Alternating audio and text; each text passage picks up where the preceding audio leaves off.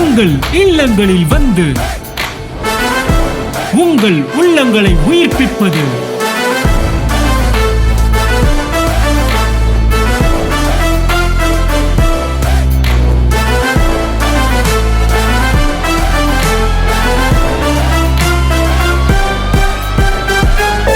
உங்கள் channel DJ.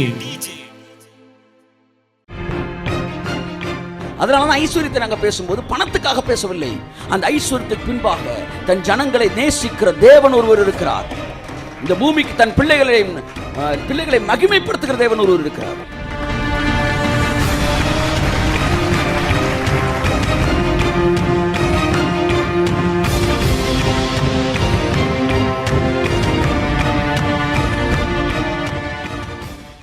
இந்த உலகத்துக்கு ஒரு நல்ல தேவனை காட்டுவதற்காக பாருங்க, ஒரு நேரம் சாப்பாடு கிடைக்காதனால இன்னைக்கு சாப்பாடு தர கடவுள் நாளைக்கு சொர்க்கத்தை தருவான்னு எப்படி நான் நம்ப முடியும் என்கிற கேள்வியிலே நியாயம் இருக்கிறது. அந்த நேரம் சாப்பாடு அவனுக்கு இறைவன் மீது வைக்கிற நம்பிக்கையவே அசைத்து பார்க்கிறது. அந்த நேரம் அவனுக்கு பணம் வருதுன்னா நான் சொல்றேன், இறைவன் மீது இருக்கிற நம்பிக்கை அது என்ன செய்யுது? ஸ்ட்ராங் ஆக்குது. ஒரு ஊழியர் என்னை சந்திக்க வந்தார். அவருக்கு அட்ரஸ் என்னன்னு கேட்டேன். அவர் சொன்னார், இப்போ ரொம்ப நேரம் பேசிட்டு போகும்போது சொன்னேன், எனக்கு அட்ரஸே கிடையாது, நான் அப்படியே தேசாந்திரியே தான் நான் ஊழியம் பண்ணிக்கிட்டு இருக்கிறேன்.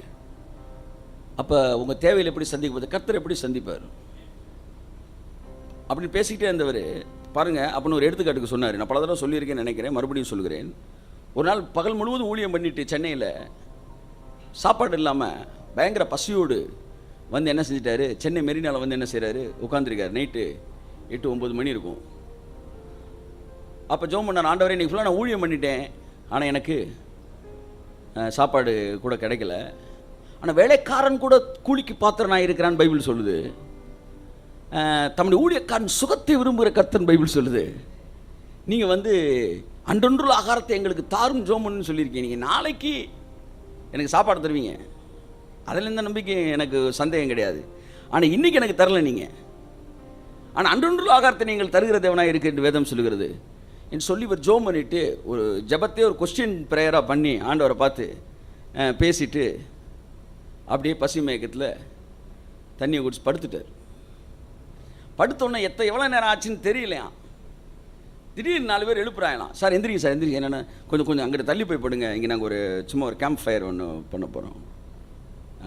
என்ன பண்ண போகிறீங்க? இல்லை சும்மா என் ஃப்ரெண்டுக்கு பர்த்டே பார்ட்டி, அதனால் நாங்கள் கொண்டாட போகிறோம். சரி, அவர் தள்ளி போய் படுத்துட்டார். தூக்கத்து வேறு கலஸ் டைம். இவங்க எல்லாம் உட்காந்து நடுவில் வந்து இதெல்லாம் போட்டு எல்லாம் வந்து இது பண்ணிவிட்டு பாட்டெலாம் பாடினேன். டக்குன்னு திரும்ப வந்து ஒருத்தன் சொன்னான், சார் நீங்கள் பாஸ்டா? ஆமான்னு. அப்படின்னா என் ஃப்ரெண்டுக்கு வந்து நீங்கள் ஜோம் பண்ணிருக்கேன்ட்டாங்க. உடனே போய் ஒரு என்ன செஞ்சிட்டாரு, ஜோம் பண்ணிட்டார். ஏசு நாமத்தினால இந்த ஃப்ரெண்டு ஆசீர்வதிங்கன்னு சொல்லிட்டு ரொம்ப தேங்க்ஸ் பாஸ்டர். சரி நீங்கள் கிளம்பு, உட்காந்து பாஸ்டர் உள்ளே இருந்து அப்படி எடுக்கிறாங்க. சுட பிரியாணி போட்டணும், ஒரு 8 போட்டணும். நீங்கள் சாப்பிடுங்க பாஸ்டர், நீங்கள் சாப்பிடுங்கண்ணே. இவர் ஓப்பன் பண்ணி சாப்பிட போனாராம். கத்த சொன்ன, அப்படியே நில்லு, மணிக்குண்டை பாருன்னாராம். மணிக்குண்டை பட்டா 11:50. கத்த சொன்ன, இன்னைக்கு சாப்பாடு உனக்கு நான் தந்துட்டேன். என்னை அழைத்தவரே என்றும் உண்மை உள்ளவரே, என்னை அழைத்தவரே என்றும் உண்மை உள்ளவரே, நீர் நல்லவர் சர்வ வல்லவர், உம்மை போல் வேறு தேவன் இல்லை. ஆமே, நீர் நல்லவர் சர்வ வல்லவர், உம்மை போல் வேறு தேவன் இல்லை. ஹல்லேலூயா ஹல்லேலூயா ஹல்லேலூயா. நல்லவரே,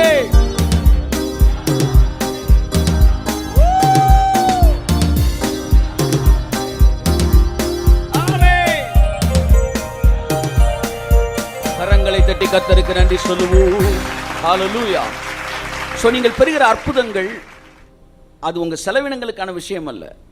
பிரியாணி அன்னைக்கே காலி ஆயிடுச்சுங்க. ஆனால் அந்த எஃபெக்ட், பிரியாணி வாசம் ஒரு 2 மணி நேரத்தில் போயிடும். ஆனால் அந்த விசுவாச வாசம் எத்தனை வருஷமாக இருக்குது பாருங்க. அவருக்குள்ளே வேலை பார்த்து அவர் சொல்கிறார், என்னை போஷிக்கிற தேவன் இருக்கார் சார், அதனால் என்னை எப்படி போஷிச்சுடுவார். அது எனக்குள்ளே வேலை பார்த்து, இன்றைக்கி அது உங்களுக்குள்ளே வேலை பார்த்து, ஒரு பிரியாணி எவ்வளோ வேலை பார்க்க, அதான் சொல்ல வரேன். நீ எப்படி ஒரு பிரியாணி அசால்ட்டை சொல்ல போச்சு. அது பிரியாணி இல்லை, அதற்கு பின்பாக ஒரு தேவன் இருக்கிறார், போஷிக்கிற தேவன் இருக்கிறார். அதனால தான் ஐஸ்வர்யத்தை நாங்கள் பேசும்போது பணத்துக்காக பேசவில்லை. அந்த ஐஸ்வர்யத்துக்கு பின்பாக தன் ஜனங்களை நேசிக்கிற தேவன் ஒருவர் இருக்கிறார். இந்த பூமிக்கு தன் பிள்ளைகளை மகிமைப்படுத்துகிற தேவன் ஒருவர் இருக்கிறார். அதனால தான் பேசணும். போன வட்டம்லாம் பேசணும். நான் சொல்கிறேன், இந்த செய்திக்கும் தேவன் எவிடன்ஸஸ் ஏற்படுத்துவார். போன வாரம் நான் சொன்னேன், ஒவ்வொரு செய்திக்கும் இனிமேல் எவிடன்ஸை தேவன் ஏற்படுத்துவார். தன்னுடைய சிக்னேச்சர் அந்த செய்தியில் தேவன் போடுவார். போன வட்டம் மிரக்கல் மணியை பற்றி பேசணும். இப்பொழுதே தேவன் உங்களுக்கு அற்புதம் செய்ய முடியும்னு. போன வாரத்தில் மட்டும் 4 பேருக்கு மிரக்கல் மணி. ஒருத்தர் யாருன்னே தெரியாமல் அக்கௌண்ட்டில் 75,000 ருபீஸ் விழுந்திருக்கு. இன்னொருத்தருக்கு 40,000 ருபீஸ் விழுந்திருக்கு. ஆமாம், இன்னொருத்தர் வந்து தசமாவும் கொடுக்கலாம், ஆனால் கர்த்தர் உங்களை ஆசீர்வதிப்பார். இன்னொருத்தருக்கு நீ சொல்லவே கூட ஆராட்டிங்களா, பரவாயில்ல கர்த்தர் நல்லவர். இன்னொருக்கு 3000 ரூபா வந்திருக்கு, இன்னொரு 2000 ரூபா வந்திருக்கு. 4 பேருக்கு யார் அக்கௌண்ட் பணம் போட்டான்னு தெரியாமல் விழுந்திருக்கு. ஆமேன்னு சொல்லுங்கள். போட்ட பிறகு நான் போட்டேன் நீ போட்டேன்னு வாங்க, அதெல்லாம் ஆட்டைக்கு சேர்த்துக்கவே மாட்டேன். அப்படியா, யார் போட்டேன்னு தெரிலையே அப்படின்னு சொல்லிட்டு முதல் இடத்தோட நான் தானே விஷயம் இல்லை, தெரிலையே அப்படின்னு சொல்லி கொண்டவங்களுக்கு தான் நான் தான் அப்படின்னா என்ன. ஸோ நம்ம இதை ஒன்று வந்து மிரக்கில் ஃபோக்கஸ் பண்ணலை. எப்போவுமே மிரக்கிலையும் ஹீலிங்கையும் ஃபோக்கஸ் பண்ணாதீங்க, வேர்டை ஃபோக்கஸ் பண்ணுங்கள்.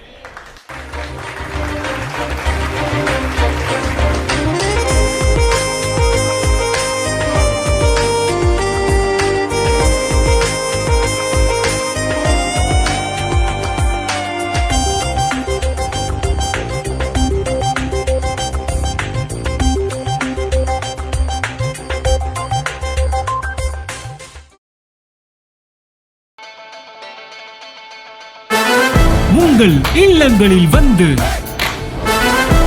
உங்கள் உள்ளங்களை உயிர்ப்பிப்பது